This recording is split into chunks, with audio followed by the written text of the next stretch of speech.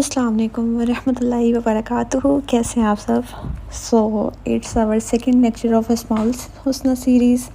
Basically آج live class ہونی تھی لیکن due to network issues live نہیں ہو سکی، لیکن اٹس اوکے، کوئی نہ کوئی مصلحت ہوگی اللہ تعالیٰ کی اس میں.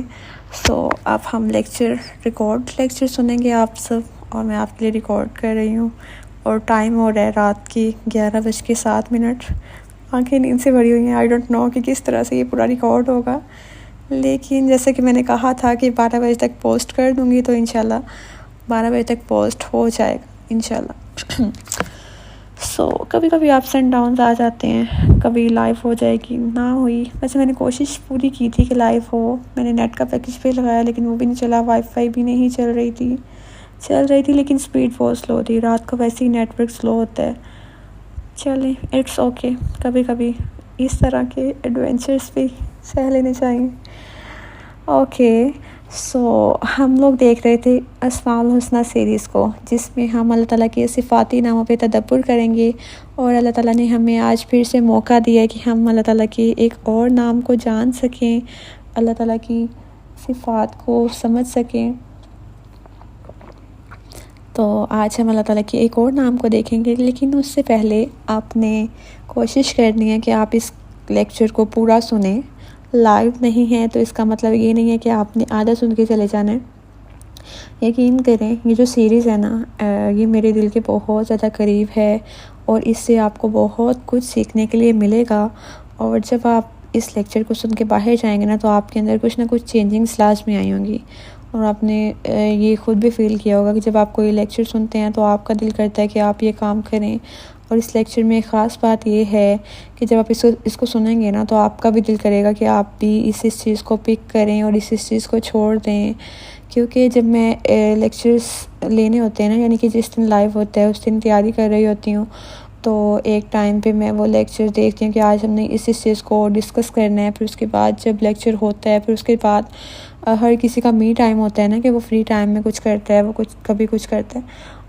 میرا جو فری ٹائم ہوتا ہے اس میں یہ ہوتا ہے کہ میں اپنے ہی لیکچرز لگا کے ریلیکس ہو کے لیٹ کے اس کو سنتی ہوں. تو اس میں سے اتنی ساری چیزیں ہوتی ہیں جو میں خود پک کرتی ہوں بعد میں، کہ اچھا میں نے اس چیز پہ بھی عمل کرنا ہے، اس چیز کو میں نے بہتر بنانا ہے.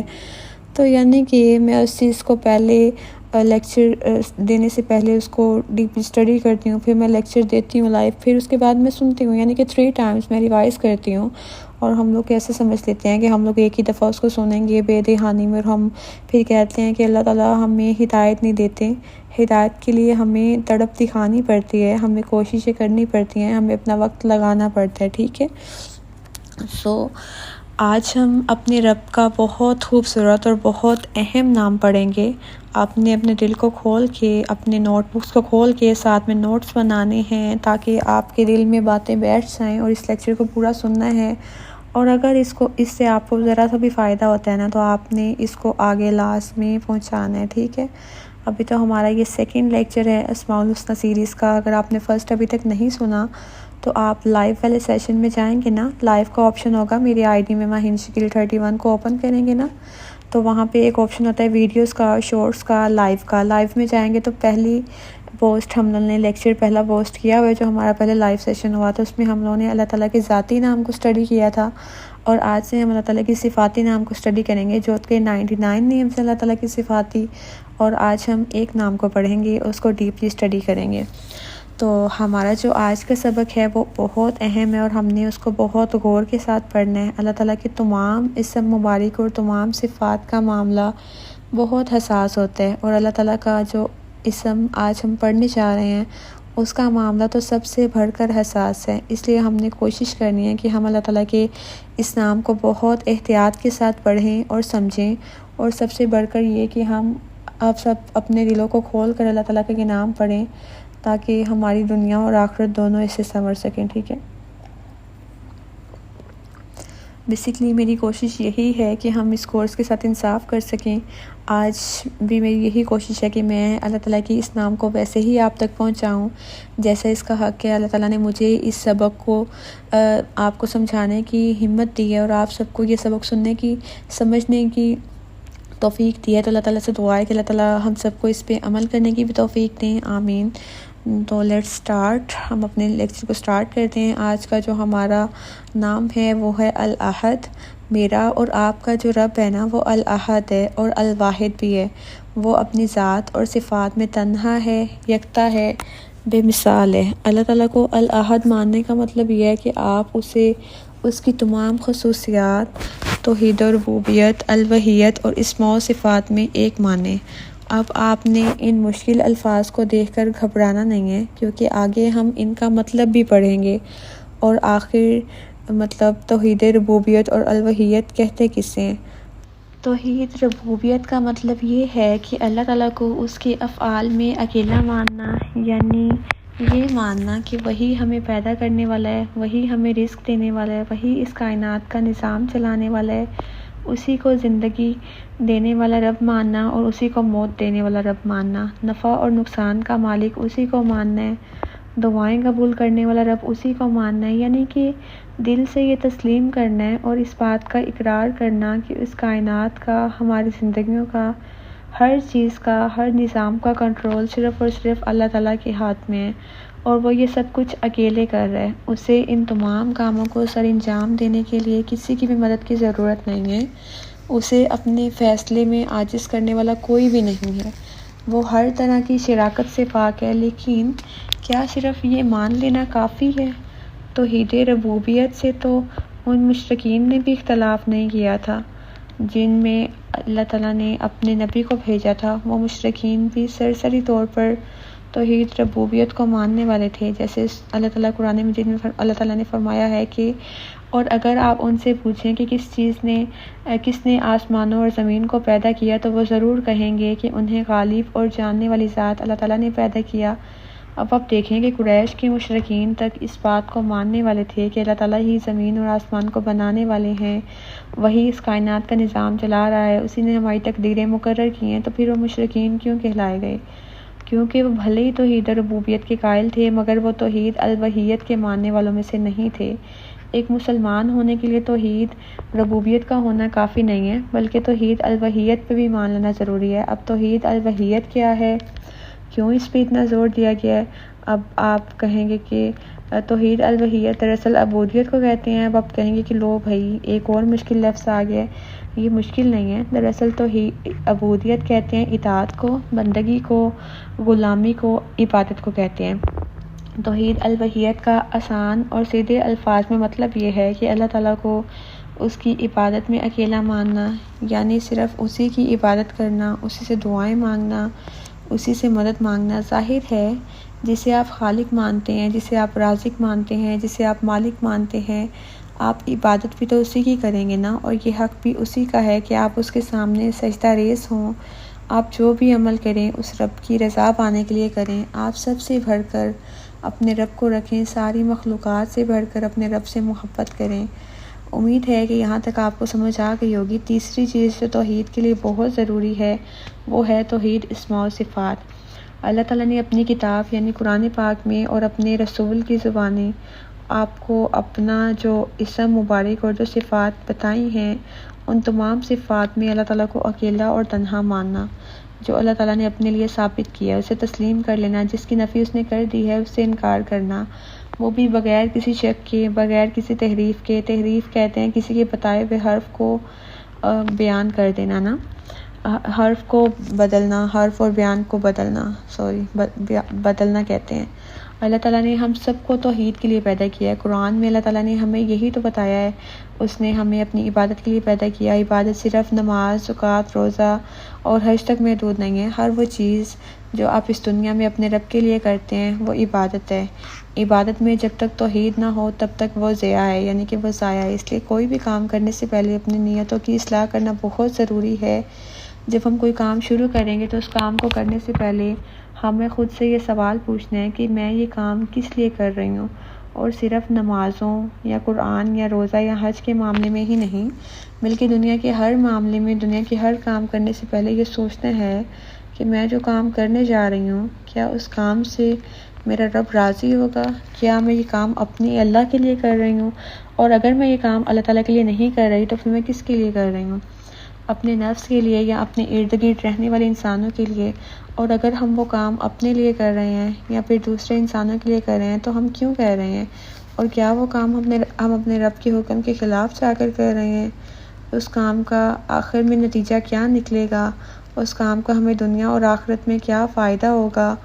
مطلب ہم غیر اللہ کی طرف دو وجوہات کی بنا پر بھاگتے ہیں نا۔ ایک تو تب جب ہم غیر اللہ سے ویسی محبت کرنے لگتے ہیں جیسے محبت ہمیں اللہ تعالیٰ سے کرنی چاہیے تھی۔ دوسرا تب جب ہم غیر اللہ سے ویسا ڈرنے لگتے ہیں جیسے ہمیں اللہ تعالیٰ سے ڈرنا چاہیے تھا۔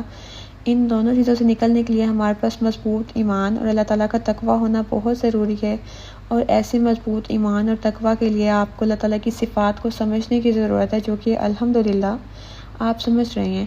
اور اگر آپ نے غور کیا ہوگا تو آپ ان صفات کو جب دیکھیں گے تو ان میں توحید کا آپ کو واضح پہلو نظر آئے گا۔ اللہ تعالیٰ ہمیں اپنی تمام صفات کے ذریعے بس ایک ہی بات بار بار سکھا رہے ہیں کہ اس کے علاوہ کوئی بھی نہیں ہے جو ہماری ضروریات کو پوری کر سکے۔ ہماری زندگی کا ہر کنٹرول اسی کے اختیار میں ہے، ہماری تقدیروں کی ہر مقدار اسی کے ہاتھ میں ہے۔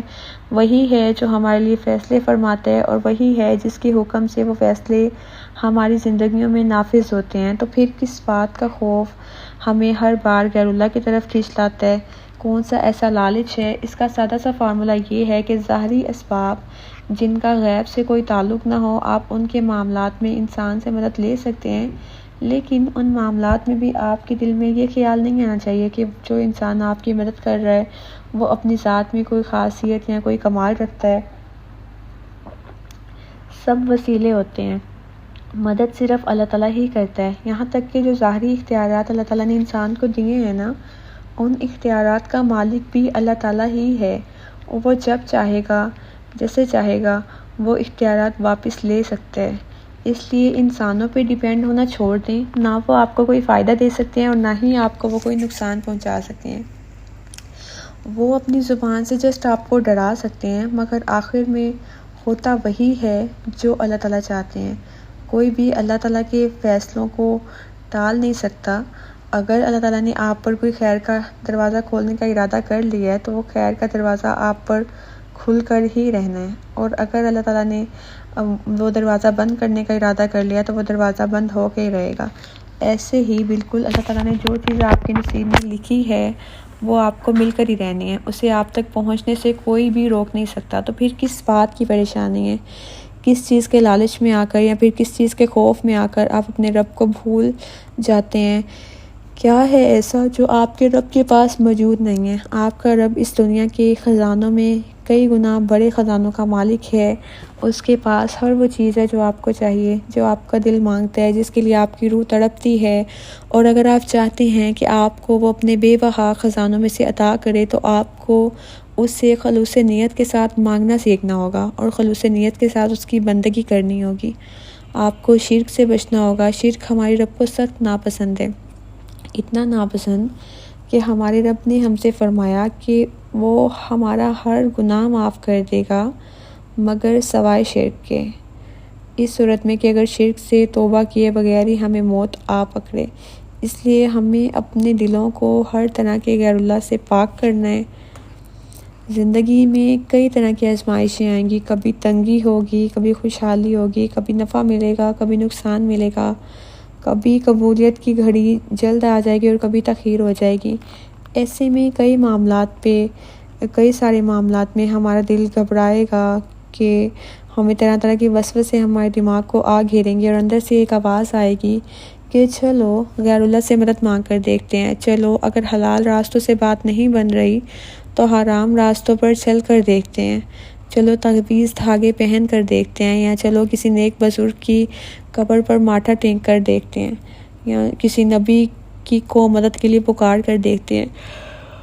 لیکن ہم نے کہنا ہے کہ نہیں، ہم نے مانگنا ہے تو ہم نے صرف اللہ تعالیٰ سے مانگنا ہے، ہم نے سجدے میں گرنا ہے تو صرف اپنے رب کے سامنے گرنا ہے، ہم نے مدد کے لیے پکارنا ہے تو صرف اور صرف اپنے رب کو پکارنا ہے، ہم نے بہادر بننا ہے، بلال رضی اللہ تعالیٰ عنہ کی طرح۔ اب بلال رضی اللہ تعالیٰ عنہ جو تھے وہ امیہ ابن خلف کے غلام تھے۔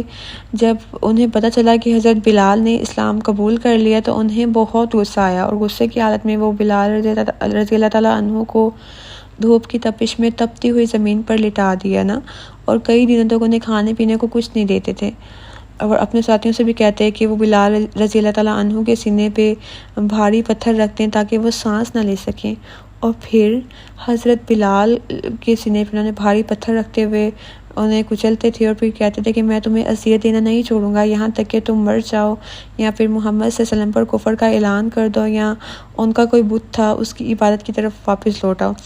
اتنی اذیت اور اتنی سختی کے بعد حضرت بلال کی زبان سے اگر کچھ نکلتا تو یہی نکلتا کہ احد احد احد، ایک ایک ایک، اللہ ایک ہے۔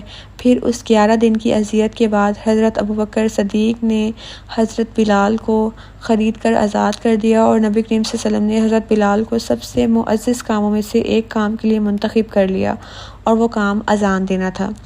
اللہ تعالیٰ کو ان کی توحید کی طرف اور توحید پر ثابت قدمی اس قدر پسند آئے کہ اللہ تعالیٰ نے انہیں مؤذن کے رتبے کے لیے چن لیا۔ ہر روز اللہ تعالیٰ کی وحدانیت کا اعلان کرنے والا، ہر روز لوگوں کو اللہ تعالیٰ کی وحدانیت کی طرف بلانے والا۔ اللہ تعالیٰ ایسے ہی اپنے صبر کرنے والے اور یقین کرنے والے بندوں کی مدد کرتے ہیں۔ مشکل کس پر نہیں آتی، سب پر آتی ہے، لیکن جو انسان ہر مشکل میں، پھر خواہ وہ مشکل چھوٹی ہو یا بڑی ہو، اپنے رب کی طرف رجوع کرتا ہے اور اس سے آسانی کا سوال کرتا ہے، تو پھر اللہ تعالیٰ اس کی فریاد ضرور سنتا ہے، اس کی دعا ضرور قبول کرتا ہے۔ اللہ تعالیٰ کے علاوہ اور کون ہے جو ہماری فریاد سن سکے، جو ہماری دعائیں قبول کر سکے؟ وہ تمام لوگ، وہ تمام انسان جس کی طرف ہم غیبی مدد کے لیے بھاگتے ہیں، اصل میں وہ خود بھی اللہ تعالیٰ کی مدد کے محتاج ہیں۔ وہ خود بھی اللہ تعالیٰ کی مدد کے بغیر کچھ نہیں کر سکتے۔ وہ تو اپنے معاملات میں بھی اللہ تعالیٰ کی قوتوں اور اللہ تعالیٰ کے فیصلوں کے سامنے عاجز ہیں، تو پھر سوچیں کہ آپ کے معاملات میں وہ آپ کے کیا کام آئیں گے؟ پھر کیا سوچ کر ہم نے یہ صنم بنا رکھے ہیں، یہ جو مجسمے ہمارے دلوں میں تراشے پڑے ہیں، جن کی بات ہمیں ہمارے رب کی بات سے زیادہ اہم لگتی ہے، اب ان مجسموں کو ہمیں توڑنا ہے، اور توڑ کر اپنے رب سے، اپنے دل سے باہر پھینکنے ہیں، ورنہ یہ مجسمے ہمیں توڑ دیں گے۔ اگر ہم روز محشر اپنے رب سے عزت کے ساتھ ملنا چاہتے ہیں، اور اگر ہم چاہتے ہیں کہ روز محشر ہمیں ہمارا رب دیکھ کر خوش ہو، تو غیر اللہ کی جتنی بھی زنجیریں ہمارے ساتھ بندھی ہوئی ہیں، ہمیں ان سب سے رہا ہونا ہے، اور ان سب سے رہائی ہمارا اللہ تعالیٰ پہ ایمان کروائے گی۔ ہم جتنا اپنے رب پر بھروسہ کریں گے، ہمارا شرک سے اتنا ہی فاصلہ بڑھتا چلا جائے گا۔ مشکل کچھ بھی نہیں ہے، بس آپ نے ہر معاملے میں اپنے رب سے رہنمائی لینی ہے۔ آپ نے وہ کرنا ہے جسے اللہ تعالیٰ نے پسند فرمایا، اور وہ چھوڑ دینا ہے جسے اللہ تعالیٰ نے ناپسند کیا ہے، پھر بھلے ہی وہ آپ کو کتنا ہی پسند کیوں نہ ہو۔ جب ہم اللہ تعالیٰ کی بات ماننی ہے تو اس بات سے نہیں ڈرنا کہ لوگ ہمارے بارے میں کیا سوچیں گے، لوگ ہمارے بارے میں کیا کہیں گے۔ اس سے کیا فرق پڑتا ہے کہ لوگ کیا کہیں گے؟ ہماری جزا اور سزا کا مالک کون ہے؟ اللہ تعالیٰ۔ تو پھر اللہ تعالیٰ کو راضی کرنے کے لیے اگر ہم انسانوں کو ناراض کر بھی دیتے ہیں، اگر ہمارے سے کوئی انسان ناراض ہوتا بھی ہے، تو اس سے ہمارا کیا بگڑ جائے گا؟ اس دنیا کی زندگی میں اللہ تعالیٰ کو حکم ماننے سے انسان کو بڑے سے بڑا کیا نقصان ہو سکتا ہے؟ یہی ہو سکتا ہے نا کہ وہ اللہ تعالیٰ کی راہ میں مارا جائے گا۔ اب یہ بھی بس ان کے لیے نقصان ہے جن کے سینوں میں ایمان نہیں ہے، اور ان کے لیے شہید ہونے کا اعزاز ہے جن کے سینے اپنے رب کی محبت سے ابل رہے ہیں۔ تو پھر رکے نہیں، حق کے ساتھ کھڑے ہوں، نفع اور نقصان کی فکر نہیں کرنی، کیونکہ وہ اللہ تعالیٰ کے کنٹرول میں ہے، اور جو چیز اللہ تعالیٰ کے کنٹرول میں ہو اس پر بلا وجہ پریشان ہوتے رہنے سے کچھ نہیں ہوگا۔ اگر کچھ بدلے گا تو وہ آپ کی کوشش اور آپ کے اعمال سے بدلے گا۔ آپ اللہ تعالیٰ کی خاطر نفع حاصل کرنے کا جو بھی موقع کھوئیں گے، اس سے کئی زیادہ بہترین موقع اللہ تعالیٰ آپ کو کسی اور وسیلے سے عطا کر دے گا، اور اس کا نفع اتنا ہوگا کہ آپ کو گنتی بھی بھول جائے گی۔ ہم پر تو وہ آزمائشیں آئی ہی نہیں جو ہم سے پہلے مسلمانوں پر بھیجی گئی تھیں۔ ہماری آزمائشیں تو ان کے مقابلے میں کچھ بھی نہیں ہیں۔ اصل مشکلات تو ان لوگوں نے کاٹیں، اصل قربانیاں تو انہوں نے دیں۔ انہوں نے اپنے مال، اپنی اولاد، اپنے رشتے، سب کچھ اللہ تعالیٰ کی راہ میں قربان کر دیا۔ ہم سے تو اللہ تعالیٰ نے اتنی بڑی بڑی قربانیاں لی ہی نہیں ہیں، ورنہ سوچیں تو ہمارا کیا ہوتا؟ ہمیں اللہ تعالیٰ کی راہ پہ چلتے ہوئے 2-4 لوگوں کی جلی کٹی باتیں سننی پڑ جائیں تو ہم فوراً سے دل ہار کر بیٹھ جاتے ہیں، اور اس اچھے کام سے خود کو روک دیتے ہیں جو ہم اپنے رب کے لیے کر رہے ہوتے ہیں۔ پھر ہم کہتے ہیں کہ ہم تو شرک نہیں کرتے، ہم تو تعویذ دھاگے نہیں پہنتے۔ لوگ ظاہر دیکھ کر دھوکہ کھا سکتے ہیں، مگر آپ کا رب نہیں۔ وہ ہمارا رب ظاہر اور باطن ہمیں دونوں طرح سے جانتے ہیں۔ وہ جو اندر سے ہوتے ہیں اور جو ہم باہر سے ظاہر کرتے ہیں اسے سب کی خبر ہے۔ اس لیے جیسے ہم اپنے ظاہر کو سنوارنے کی فکر کرتے ہیں ویسے ہی ہمیں اپنے باطن کا بھی خیال رکھنا چاہیے، کیونکہ انسان جو اندر سے ہوتا ہے اس کا ظاہر بھی اسی کے مطابق بدل جاتا ہے۔ آپ جو اندر سے ہیں وہ ابھی تو چھپا ہوا ہے، مگر آہستہ آہستہ یہ آپ کے ظاہر سے صاف دکھائی دینے لگے گا۔ اچھائی اور برائی دونوں کبھی نہیں چھپتے، سچ اور جھوٹ ایک نہ ایک دن کھل جاتا ہے۔ اس دنیا میں نہ صحیح مگر آخرت میں ہر باطن سے پردہ اٹھ جائے گا۔ پھر کیا کریں گے آپ؟ جس چیز پر سے رب پردہ ہٹا دے اسے پھر دنیا کی کون سی چادر ڈھک سکتی ہے، اور جس چیز پر رب پردہ ڈال دے اس پر سے دنیا کی کون سی طاقت پردہ اٹھا سکتی ہے۔ بیسیکلی اتنی رات ہو گئی اور میں کبھی اتنی دیر تک جاگی نہیں ہوں، اب تو اتنی زیادہ نیند آ رہی ہے، لیکن تو اپنی خواہشات کو اپنا معبود نہ بنائیں۔ اس دنیا میں ہمارا دل بہت سی چیزوں کو پانے کی خواہش کرے گا، یہ ہر چمکتی ہوئی چیز کی جانب دوڑے گا، یہ دنیا کی خوشی کو دائمی خوشی سمجھے گا اور دنیا کے نقصان کو بھی دائمی نقصان سمجھے گا۔ لیکن ہمیں اس دل کی تربیت کرنی ہے، ہمیں اسے ٹریننگ دینی ہے، ہمیں اسے یہ بات سمجھانی ہے کہ یہ دنیا عارضی ہے، نہ اس سے ملنے والا فائدہ ہمیشہ کے لیے ہے اور نہ ہی اس سے ملنے والا نقصان ہمیشہ کے لیے ہے۔ یہاں بس سب ہمارا امتحان ہے اور ہمیں یہاں اس غرض سے رہنا ہے کہ یہ ہمارا ایگزام روم ہے اور یہاں ہم نے اپنا پرچہ حل کر کے نکل جانا ہے۔ اس لیے جب تک ہم یہاں ہیں تب تک ہمیں اپنے پرچے پہ فوکس کرنا ہے، ہمیں ہر سوال کو بڑی احتیاط اور بڑی سمجھداری کے ساتھ پر کرنا ہے، اور ہمیں ادھر ادھر کے اسٹوڈنٹ کو دیکھ کر اپنا وقت ضائع نہیں کرنا کہ ہمارے ارد گرد بیٹھے ہوئے طلبہ کیا کر رہے ہیں اور کیا لکھ رہے ہیں۔ ہمیں اپنا وقت بڑی حفاظت اور بڑی دانائی کے ساتھ استعمال کرنا ہے اور یہ سوچ کر پرچہ حل کرنا ہے کہ اس کے مارکس یہ فیصلہ کریں گے کہ ہمارا آخری ٹھکانہ کیا ہونا چاہیے۔ ہم اگر خلوص نیت کے ساتھ پوری توجہ اور لگن کے ساتھ بغیر کوئی بے ایمانی کیے اپنی ذمہ داری کو پورا کریں گے تو اللہ تعالیٰ نہ صرف ہمیں دنیا میں عزت دے گا بلکہ آخرت میں بھی ہمارا ایک مقام ہوگا، ہمیں نہ اس دنیا میں رسوا ہونے دے گا اور نہ ہی ہمیں آخرت میں رسوا ہونے دے گا۔ یہ جو نفس ہے نا، یہ ہمارا سب سے بڑا دشمن ہے، یہ ہمارے اندر ان چیزوں کے لیے تجسس پیدا کرے گا، لگن پیدا کرے گا جس سے اللہ تعالیٰ نے ہمیں منع کیا ہے اور جنہیں ہم حاصل نہیں کر سکتے، اور یہی ہمارا سب سے بڑا امتحان ہے کہ کیا ہم اپنے دل کی بات سے بڑھ کر اپنے رب کی بات رکھ پاتے ہیں۔ مثال کے طور پہ کوئی ایسی چیز ہے جسے آپ بڑی شدت سے حاصل کرنے کی خواہش مند ہیں مگر وہ حرام ہے، آپ کے اللہ نے آپ کو اس چیز کے قریب جانے سے سختی سے منع کیا ہے، اب آپ کیا کریں گے؟ دل تو بہت چاہے گا کہ ہم ساری حدود کو توڑ کر اس چیز کو پا لیں، بڑی بڑی ترکیبیں اور منصوبے بھی ذہن میں آئیں گے، دل بڑی بڑی رعایتیں بھی نکالے گا کہ کوئی بات نہیں، بس ایک دفعہ گناہ کر لو، بس ایک دفعہ اپنی اس خواہش کو پوری کر لو۔ لیکن آپ کو کیا کرنا ہے؟ آپ نے اس چیز سے اپنا رخ موڑ کر اپنے رب کی طرف کر لینا ہے، آپ نے نہیں اپنے دل کی سننی، آپ نے اپنے رب کی سننی ہے۔ دل تو اہم ہے ہی نہیں، دل بنانے والا اہم ہے، اس لیے دل کی اطاعت نہیں کرنی بلکہ دل بنانے والے کی اطاعت کرنی ہے، کیونکہ بنانے والے سے بہتر مخلوق کے لیے فیصلہ کوئی نہیں کر سکتا۔ کتنی دفعہ ہم نے اپنے دل کی سن کر چوٹ کھائی ہے، جب ہم نے اپنے دل کی بات کو اپنے رب کی بات کے اوپر رکھا تب ہمارے دل میں، ہمارے حصے میں دکھ ہی آئے ہیں، کیونکہ دل وہ چاہتا ہے جو وہ چاہتا ہے، جبکہ ہمارا رب ہماری چاہ سے بڑھ کر ہماری بہتری دیکھتا ہے، اور یہی اس کی محبت کی سب سے بڑی دلیل ہے کہ یہ جاننے کے باوجود کہ ہم ہماری خواہش پانا چاہتے ہیں، وہ اس خواہش پر ہماری بہتری چنتا ہے، کیونکہ جو آپ کے ساتھ مخلص ہوتا ہے نا وہ آپ کی بھلائی چاہتا ہے، جو آپ کا اصل دوست ہوتا ہے وہ آپ کو کبھی بھی آگ میں کودنے نہیں دیتا، پھر بھلے ہی آپ آگ میں کودنے کی کتنی ہی خواہش کیوں نہ رکھتے ہیں، کیونکہ آپ کا خیر خواہ آپ کا رب ہے، اسے یہ گوارا نہیں ہے کہ آپ چند لمحوں کے لیے دکھی ہو جائیں، بجائے اس کے کہ آپ کسی ایسی مشکل میں پھنس جائیں جس مشکل سے آپ زندگی بھر کے لیے باہر نہ نکل سکیں۔ اللہ تعالیٰ سے بڑھ کر ہمارا کوئی دوست نہیں ہو سکتا، اس سے بڑھ کر ہمارے لیے کوئی خیر چاہنے والا نہیں ہو سکتا، اس لیے ہمیں صرف اسی کی بات ماننی ہے، ہمیں اسی کے مقرر کردہ حدود میں رہنا ہے، کیونکہ وہ ہماری حدود جو ہے ہماری حفاظت کر رہی ہیں۔ ہم ایک قدم بھی ان سے باہر نکلیں گے تو ہماری حفاظت ختم ہو جائے گی، ہم اللہ تعالیٰ کی حفاظت نکل جائیں گے۔ وہی ہمیں پالنے والا ہے، وہی ہمیں سنبھالنے والا ہے، وہی ہماری حفاظت کرنے والا ہے، وہی ہمیں مشکلات سے نکالنے والا ہے۔ جب سب کچھ وہی کرنے والا تو پھر ہم اس کے حکم کے مقابلے میں کسی اور کا حکم اہم کیسے کر سکتے ہیں نا؟ جب تک وہ ہمارے ساتھ اللہ تعالیٰ کی پاور ہے، اس کے ہوتے ہوئے ہمیں کوئی بھی کچھ نہیں کہہ سکتا۔ وہ ازل سے ہے اور ابد تک رہے گا، کوئی اس کے برابر کا نہیں ہے۔ جب ہمارا خالق ہمارا رب ہے تو وہ ہمارے پاس ہے، تو پھر ہمیں کس چیز کا خوف کھانا ہے؟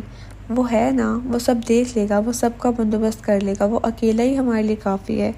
ہمیں اس کے علاوہ کسی اور کی ضرورت نہیں ہے۔ ہماری تمام دعاؤں کی قبولیت اسی سے ہے، ہمارا رزق اسی سے ہے، ہماری جان اسی سے ہے، ہمارا رتبہ، ہماری عزت سب اسی سے ہے، ہم اسی سے ہیں۔ وہ ہمارے ساتھ نہ ہو تو کیا ہے، ہم کچھ بھی نہیں ہے۔ اس لیے ہمیں اس کی پناہ گاہ میں جگہ لینی ہے، ہمیں کسی اور کے پاس مدد کے لیے نہیں جانا، ہم نے اپنے رب سے مانگنا ہے اور وہی ہمیں دے گا، ضرور دے گا۔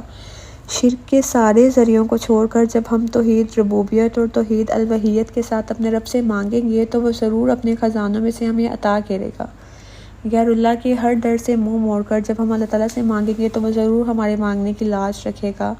ہم نے بس اس سے مایوس نہیں ہونا، کوئی بات نہیں اگر دیر لگ رہی ہے تو ہمارا رب ہمارے لیے خیر کے سوا اور کچھ نہیں لائے گا۔ ہم نے اس پر اتنا قوی ایمان رکھنا ہے تو وہ ہمیں ہمارے ایمان اور صبر کا میٹھا پھل ضرور دے گا۔ ہم اس دنیا کی آسائشوں اور اپنے دل کی خواہشات کی قربانی دیں گے تو ان قربانی کا بدلہ وہ ہمیں آخرت میں اپنی جنت کے سب سے بلند مرتبے پہ فائز کر کے ضرور دے گا۔ دنیا کا کیا ہے، یہ تو بس کچھ وقت کی ہے نا، اصل زندگی تو اس کے بعد شروع ہونی ہے، اور اس زندگی میں کامیاب وہی رہے گا جو اس زندگی کو اپنے رب کے لیے وقف کر دے گا۔ بس کچھ وقت کی بات ہے، بس کچھ وقت کے لیے آپ اس دنیا کے لالچ اور محبت کو بھلا کر اپنے رب کی عبادت کریں، پھر دیکھیں کہ آخرت کے ساتھ ساتھ دنیا میں بھی آپ کی کامیابی کے دروازے کھلنے لگیں گے۔ آپ کی تمام عبادات صرف اور صرف اللہ تعالیٰ کے لیے ہونی چاہیے، آپ کی نیت میں کسی بھی قسم کی ریاکاری نہیں ہونی چاہیے۔ آپ کو لوگوں کی واہ واہ بٹورنے کے لیے اللہ تعالیٰ کی اطاعت نہیں کرنی، آپ کو اس لیے اللہ تعالیٰ کا حکم نہیں ماننا کہ لوگ آپ کو دیکھ کر کہیں کہ واہ بھئی یہ تو بہت نیک ہے، بہت عبادت گزار ہے۔ یہ بھی شرک کی قسم ہی ہے، اور یہ کوئی چھوٹی قسم نہیں ہے، یہ انسان کو شرک اکبر تک پہنچا دیتی ہے، کیونکہ عبادت اللہ تعالیٰ کو راضی کرنے کے لیے کی جاتی ہے، اور جب آپ اللہ تعالیٰ کو راضی کرنے کے بجائے اس کی مخلوق کو راضی کرنے کے لیے عبادت کرنے لگتے ہیں تو دراصل آپ مخلوق کو خالق کی جگہ پر لے آتے ہیں، اور اس سے بڑا شرک اور کیا ہو سکتا ہے۔ ریاکاری انسان کی عبادت کو باطل کر دیتی ہے، ضائع کر دیتی ہے۔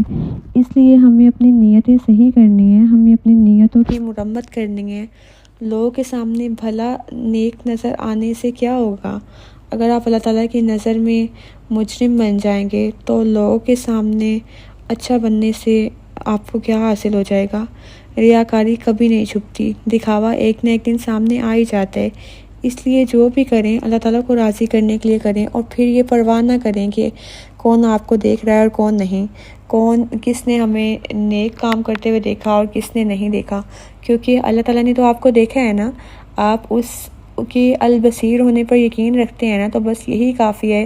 آپ کی نمازیں، آپ کی صدقے، آپ کی قربانیاں سب اللہ تعالیٰ کے ریکارڈ میں ہیں، سب اللہ تعالیٰ کے پاس محفوظ ہیں، تو آپ کو نیکیوں کا اجر جو ہے وہ اللہ تعالیٰ دیں گے۔ آپ کو اس کے بندوں سے زیادہ پیارا، اور مطلب اللہ تعالیٰ کو اپنے اس بندے سے زیادہ پیار اور کوئی نہیں ہے جو مطلب شرک نہیں کرتا۔ اور اگر آپ حضرت ابراہیم علیہ السلام کی زندگی کے بارے میں پڑھیں گے تو آپ جانیں گے کہ اللہ تعالیٰ نے حضرت ابراہیم علیہ السلام کو جو سب سے بڑا اور باعزت اعزاز دیا تھا وہ یہ تھا کہ اللہ تعالیٰ نے ان کے بارے میں قرآن میں یوں فرمایا کہ ابراہیم علیہ السلام نہ تو یہودی تھے نہ نصرانی تھے، بلکہ وہ خالص مسلمان تھے، اللہ تعالیٰ کے فرما بردار بندے تھے۔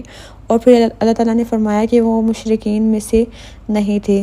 حضرت ابراہیم علیہ السلام نے جس معاشرے میں آنکھ کھولی اس معاشرے میں ہر طرف شرک انتہائی درجے کا تھا، کوئی ایسی چیز نہیں تھی جو شرک سے پاک تھی۔ کوئی سورج کی پرستش نہیں کرتا تھا، کوئی چاند کی پوجا کرتا تھا، کوئی ستاروں کو اپنا خدا مانتا تھا، کوئی بتوں کو مانتا تھا، اور کچھ لوگ تو ایسے بھی تھے جو اس دور کے بادشاہ کو بھی مانتے تھے نا۔ کہیں سے بھی کوئی روشنی کی کرن نہیں تھی، توحید کا کوئی بھی نام و نشان نہیں تھا، کوئی راستہ ایسا نہیں تھا جسے دیکھ کر انسان کہہ سکے کہ یہ شرک سے پاک راستہ ہے۔ لیکن پھر بھی ایسے شرکیہ ماحول میں آنکھ کھولنے کے باوجود بھی حضرت ابراہیم علیہ السلام نے وہ خالص فطرت سلیمہ جو انہیں اللہ تعالیٰ نے عطا کی تھی اس کا استعمال کرتے ہوئے تمام جھوٹے معبودوں کا انکار کر کے اپنے اکیلے رب کی جانب اپنا رخ پھیر لیا۔ حضرت ابراہیم علیہ السلام نے ایسے گمراہی والے ماحول میں رہنے کے باوجود بھی توحید تلاش کر لی، تو پھر ہم کون سے بہانے بنا رہے ہیں؟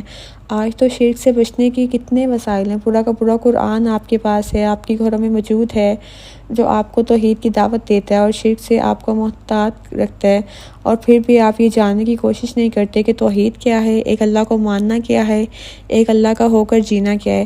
آنکھیں کھولیں، اب اپنی زندگی اتنی نہیں بچی کہ ہم ابھی بھی لاپرواہی میں گزار دیں۔ دیکھیں اپنے آپ کو، کیا حال کر لیا آپ نے اپنا، غیر اللہ کے دروں کے دھکے کھا کھا کر کیا سے کیا ہو گئے ہیں آپ۔ نکالیں خود کو اپنی ذلت بری محتاجی سے۔ اللہ تعالیٰ نے آپ کو دنیا کے ان بے وقت خداؤں کے بھروسے پہ نہیں چھوڑا ہوا، وہ آپ کا رب ہے اور اس نے آپ کو پالنے کی ذمہ داری لی ہے، اس نے آپ سے رزق کا وعدہ لیا ہے، اس نے آپ کو آپ کی زندگی کی ضروریات فراہم کرنے کا وعدہ کیا ہے، اس لیے آپ پریشان مت ہوں۔ آپ کا رب آپ کو اکیلا نہیں چھوڑے گا، آپ کا رب آپ کو ہمیشہ اس مشکل میں رہنے نہیں دے گا۔ آپ اس پر بھروسہ کریں، خلوص کے ساتھ اس کی عبادت کریں تو وہ آپ کی مدد کے وہاں سے وسیلے بنائے گا جہاں سے آپ گمان بھی نہیں کر سکتے۔ آپ ایک اللہ کے ہو جائیں، دنیا کی روشنی یہ سارے وسیلے آپ کے ہو جائیں گے جو ہر طریق موڑ پر آپ کا راستہ روشن کریں گے اور آپ کے رب کی طرف رہنمائی کریں گے۔ آپ شرک کی ملاوٹ سے پاک ہو کر اپنے رب سے ملاقات کریں گے تو وہ آپ کے کبیرہ گناہوں کو مٹا کر آپ کو گناہوں سے دھو ڈالے گا نا۔ آپ اللہ تعالیٰ کے اس نام سے ایک اور سبق ہم نے یہ سیکھنا ہے کہ وہ یہ ہے کہ ہم دن بھر اپنی زبان اور اپنے دل سے کلمہ شہادت ہم نے بلند رکھنا ہے، اور یہ کلمہ ہم نے صرف زبان سے نہیں کہنا بلکہ ہم نے اس کلمے کی تصدیق اپنے دل اور اپنے جسم کی ہر اعضاء سے بھی کرنی ہے۔ جب ہم نے کہنا ہے لا الہ الا اللہ، عبادت کا حقیقی مستحق اللہ کے سوا اور کوئی نہیں ہے، تو ہم نے دل سے اس بات کو تسلیم کرنا ہے اور اپنے جسمانی اعضاء سے اس بات کا اقرار کرنا ہے۔ کیسے؟ اپنے جسمانی اعضاء کو اللہ تعالیٰ کی عبادت میں لگا کر ہم نے غیر اللہ کے سامنے جھکنے کے بجائے اللہ تعالیٰ کے سامنے جھکنا ہے۔ ہم نے غیر اللہ کی بات ماننے کے بجائے اپنے رب کی بات ماننی ہے۔ ہم نے غیر اللہ سے خوف کھانے کے بجائے اپنے دل میں اپنے رب کا خوف رکھنا ہے۔ ہم نے جو بھی کام کرنا ہے اپنے رب کو خوش کرنے کے لیے کرنا ہے۔ پھر ہم نے یہ کہنا ہے کہ وحدہ ہو، یعنی کہ وہ اکیلا ہے، تو ہم نے اس بات کو پورے دل کے ساتھ تسلیم کرنا ہے کہ ہمارے رب جیسا کوئی نہیں ہے، وہ یکتا ہے، وہ ہر لحاظ سے واحد ہے، وہ اپنی صفات میں، اپنی ذات میں، اپنی قوتوں میں، اپنی طاقتوں میں، اپنی بادشاہت میں واحد ہے، ایک ہے، اس کے سوا کوئی بھی ہمارا مددگار نہیں ہے، اس کے سوا کوئی بھی ہمارا مشکل کشا نہیں ہے۔ یہ تمام نعمتیں جو ہمیں میسر ہیں وہ ہمیں اسی کی عطا کی ہوئی ہیں نا، وہ ان تمام نعمتوں کا مالک ہے اور وہ اکیلا ہی ہے۔ پھر ہم نے کہنا ہے لا شریک لہ، اس کا کوئی شریک نہیں، تو ہم نے پورے دل کے ساتھ تمام شراکتوں کی اپنے رب کی ذات سے نفی کر دینی ہے کہ کوئی بھی ہمارے رب کا ہمسر نہیں ہے، کوئی بھی اس کے جوڑ کا نہیں ہے، اس کے سوا کوئی بھی خدائی کا دعویٰ کرے گا یا رزق پہنچانے کا دعویٰ کرے گا یا غیب کا علم رکھنے کا دعویٰ کرے گا یا زندگی اور موت دینے کا دعویٰ کرے گا، بیماریوں سے نجات یا شفا دینے کا دعویٰ کرے گا، تو وہ جھوٹا ہے، اور ہم ایسے جھوٹے خداؤں پر یقین نہیں رکھتے۔ ہم اپنے حقیقی خالق کے غلام ہیں اور ہم اسی پر ایمان لاتے ہیں۔ اس کے سوا جتنے بھی خدا ہیں ہم انہیں ترک کرتے ہیں، ہم انہیں رد کرتے ہیں، ہم ان سے باغی ہیں، ہم ان سے انکار کرتے ہیں۔ اور جب ہم نے کہنا ہے واشہد ان محمدًا عبدہ ورسولہ، کہ میں گواہی دیتی ہوں کہ میں حضرت محمد صلی اللہ علیہ وسلم اللہ تعالیٰ کے بندے اور رسول ہیں، تو ہم نے پورے دل سے اس بات کا اقرار کرنا ہے کہ ہمارے نبی اللہ تعالیٰ کے بندے ہیں، اللہ تعالیٰ کے سب سے زیادہ نیک اور عبادت گزار بندے۔ اگر آپ غور کریں تو کلمے کے اس حصے میں اللہ تعالیٰ نے اپنے نبی کے لیے کون سا لفظ یوز کیا ہے؟ واشہد ان محمدً عبدہ، عبدہ یعنی کہ بندہ ہونے کا ذکر فرمایا ہے۔ کیوں؟ کیونکہ بعض لوگ اس معاملے میں بھی شرک میں مبتلا ہو جاتے ہیں کہ وہ نبی کو اللہ تعالیٰ کے ساتھ شریک ٹھہرانے لگتے ہیں، نعوذ باللہ۔ مثلاً وہ نبی کو مدد کے لیے پکارنے لگتے ہیں، وہ نبی کو مشکل کشا سمجھنے لگتے ہیں۔ اللہ تعالیٰ نے اپنے نبیوں کے لیے جو مقامات مقرر کیے ہیں، ہمیں ان کی ان مقرر کردہ مقامات میں خود سے یوں ہیرا پھیری نہیں کرنی چاہیے، ہمیں بڑی احتیاط کے ساتھ کام لینا چاہیے۔ بظاہر تو نبی سے مانگنا اور انہیں مشکل کشا سمجھنا بہت اچھا معلوم ہوتا ہے، کہ ہم اللہ تعالیٰ کے نبی سے مانگ رہے ہیں، لیکن دین کے معاملات میں جذبات سے فیصلہ نہیں کیے جاتے۔ دین کے معاملات میں وہی فیصلے ہوتے ہیں جو فیصلے اللہ تعالیٰ کی طرف سے آتے ہیں۔ تو کیا نبی سے مانگنے کا حکم ہمیں اللہ تعالیٰ نے دی ہے؟ نہیں تو وہ لوگ جو صحابہ کرام کی احادیث لاتے ہیں اور کہتے ہیں کہ یہ دیکھو فلاں صحابی نے نبی سے ان کے حق میں اللہ تعالیٰ سے دعا کرنے کو کہا، تو انہیں یہ بھی علم ہونا چاہیے کہ جب صحابی نے نبی کریم صلی اللہ علیہ وسلم سے اپنے لیے دعا کروائی تو اللہ تعالیٰ کے نبی صلی اللہ علیہ وسلم نے ان میں موجود تھے، وہ حیات تھے، ان کے سامنے تھے۔ لیکن اب جب کہ وہ اس جہان فانی سے رخصت ہو گئے ہیں تو ہم انہیں دعا کا نہیں کہہ سکتے نا، اور نہ ہی ہم ان سے دعا مانگ سکتے ہیں۔ دعا تو آپ اللہ تعالیٰ کے سوا کسی سے بھی مانگ نہیں سکتے، پھر بھلے کوئی انسان زندہ ہو یا نہ ہو۔ اس لیے نبیوں کا رتبہ بھی ہمیں غلو نہیں کرنا چاہیے۔ ہم اپنے ساتھ اور سب سے بڑھ کر اپنے رب کے ساتھ مخلص اور ایماندار ہمیں رہنا ہے۔ اور اللہ تعالیٰ نے پھر ہمارے نبی کے لیے فرمایا کہ وہ اللہ کے رسول ہیں، اور اس بات کو جب ہم پورے دل کے ساتھ تسلیم کریں گے تو اس کا مطلب یہ ہوگا کہ ہم نے یہ تسلیم کیا کہ ہم نبی کی تمام باتیں وحی پر مبنی تھیں، ان کی کوئی بھی بات جھوٹ نہیں تھی، اور نہ ہی ان کی کوئی بھی بات ان کے نفس سے تھی۔ انہوں نے جو بھی تعلیمات ہمیں دی وہ سنت سے ہم تک پہنچائیں گے، اور سب دراصل اللہ تعالیٰ کی وحی کے ذریعے ان تک پہنچائیں گے، اور ہم اس کی رسالت پر ایمان لاتے ہیں اور ان کی لائی ہوئی شریعت کی پیروی کرتے ہیں۔ آخر میں یہ کہ آپ نے آج کے بعد ہر اس کام کو ترک کرنا ہے جو آپ کو شرک کی طرف لے جانے کا ذریعہ بن سکتا ہے۔ تو پھر آپ کی نظر میں بے شک وہ کتنا ہی معمولی یا کتنا ہی چھوٹا کام کیوں نہ ہو، ہر کام کرنے سے پہلے اسے جانیں ضرور کہ یہ کام میں کیوں کر رہی ہوں، اس کام کا نتیجہ کیا نکلے گا، اس کام سے میری کیا نیت ہے، اور سب سے بڑھ کر میں یہ کام کیوں کر رہی ہوں، اور یہ کام میرے رب کا اس کے بارے میں کیا حکم ہے، اس کام کے بارے میں وہ جدا ہے، سب سے منفرد ہے، اور نہ اس کی طاقتوں میں کوئی حصہ ہے اور نہ ہی اس کے رحم میں کوئی حصہ ہے۔ ہم جو اس سے بڑھ کر لوگوں کو رکھتے ہیں نا، تو بتائیں ذرا کہ یہ لوگ ہمیں کیا دیتے ہیں، یہ لوگ ہمارے کس کام آتے ہیں۔ حیرت ہے کہ وہ لوگ جو بار بار ہماری تسلیل کرتے ہیں، جو بار بار ہمیں کمتر محسوس کرواتے ہیں، جو مشکل پڑنے پر ہمیں چھوڑ جاتے ہیں، جو ہماری ذرا سی غلطی پر رشتے توڑ جاتے ہیں، انہیں ہم نے اپنے رب سے پہلے رکھ لیا۔ کیا ہو گیا ہمیں؟ کیوں بار بار ٹھوکر لگنے کے بعد ہم سبق حاصل نہیں کرتے؟ یہ جو توحید اور شرک کا معاملہ ہے نا، کبھی بیٹھ کر اس بارے میں ضرور سوچئے گا کہ جب نعمتوں کی بات آتی ہے تو ہم بھاگ کر اللہ تعالیٰ سے مانگتے ہیں، لیکن جب عبادت کی بات آتی ہے تو ہم اپنی عبادتوں میں اللہ تعالیٰ کے ساتھ انسانوں کو شریک کرنے لگتے ہیں۔ عبادتوں کی بار لوگوں کی بات ہمارے لیے ہمارے رب کی بات سے زیادہ اہم ہو جاتی ہے۔ یہ کیسی بندگی ہے؟ بندگی تو غلامی کی طرح ہوتی ہے نا۔ ہمیں تو ہمارے رب کی سب سے وفادار غلام ہونا چاہیے تھا، وہ غلام جو اپنے ہر کام کے لیے اپنے مالک کے حکم کی راہ تکتا ہے، جو نہ اس کے حکم سے زیادہ کوئی کام کرتا ہے اور نہ اس کے حکم اور نہ اسے مطلب جو مالک نے دیا ہوتا ہے اس سے کوئی کم کام کرتا ہے۔ بندگی تو یہ ہے نا کہ جب آپ کی زبان سے کسی غیر اللہ کا نام نہ نکلے تب تک نہ نکلے۔ بندگی تو یہ ہے کہ آپ کے خیال سے کسی غیر اللہ کا گمان تک نہ گزرے۔ بندگی تو یہ ہوئی نا کہ آپ کے لیے آپ کے رب سے بڑھ کر کوئی نہ ہو، مطلب آپ کے لیے سب سے اول آپ کا رب ہو، باقی سب سیکنڈری چیزیں ہوں۔ بس دل سے اپنے رب پر ایمان لانے انسان کو ہر طرح کی شرک سے پاک کر دیتے ہیں۔ پھر اگر انسان کوئی ایسا کام کرنے بھی لگے جس سے اللہ تعالیٰ نے منع کیا ہے تو اس کا دل چیخ چیخ کر اسے یہ بتانے لگتا ہے کہ وہ جو کر رہا ہے وہ ٹھیک نہیں ہے۔ اس کی روح بے چین ہو جاتی ہے، ایسے جیسے اس سے کوئی گناہ ہو گیا ہے، کوئی بات ایسی ہو گئی ہے جس سے رب ناراض ہو گیا، اور انسان کو ایسی گلٹ والی فیلنگ آتی ہے۔ پھر وہ اس کا جو ایمان کا حصہ ہوتا ہے نا وہ مضبوط ہو جاتا ہے۔ جب آپ اپنے رب کے ساتھ وفادار اور مخلص ہوتے ہیں تو پھر رب بھی آپ کے لیے ہدایت کے راستے ہموار کر دیتا ہے اور قدم قدم پہ آپ کی مدد کرتا ہے، باطل خداؤں کے چنگل سے آپ کو محفوظ کر لیتا ہے۔ آپ اللہ تعالیٰ سے دعا کیا کریں، آپ اللہ تعالیٰ سے دعا ہے کہ مطلب اللہ تعالیٰ کو اس خوبصورت اسم مبارک یعنی کہ الاحد نام سے پکاریں اور کہا کریں کہ اللہ میں تیری یکتائی پہ، تیرے ایک ہونے پر، تیرے اکیلے ہونے پر دل سے ایمان لاتی ہوں۔ یا اللہ مجھے اس زندگی کو توحید پر گزارنے کی توفیق عطا فرما۔